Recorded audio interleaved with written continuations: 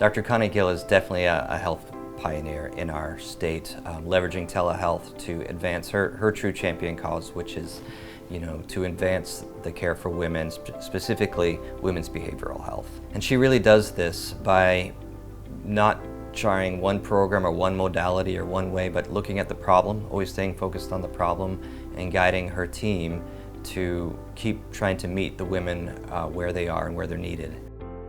Dr. Guille was wonderful about being open to having conversations with physicians in the community and helping them overcome, any kind of barriers that they had and improve their comfort with prescribing medication-assisted treatment.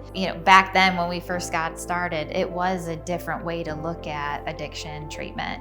And so she was right there to back us up and have any kind of conversations with physicians that needed it, encourage the training, and then encourage the practice. It's one thing to get trained to be able to provide it, but then to actually put that training into action. So she was right there to provide that support. She is one of the hardest working people I know. She has a family, she has some young daughters, and she always has that balance for her kids, and yet she makes herself available whenever is needed.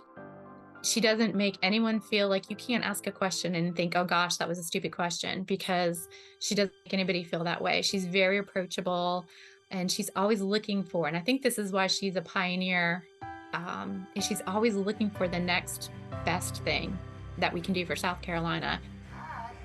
And it truly is a life-saving program for certain individuals. And so she saves lives, she impacts the health and wellness of the most important unit of many families throughout the state.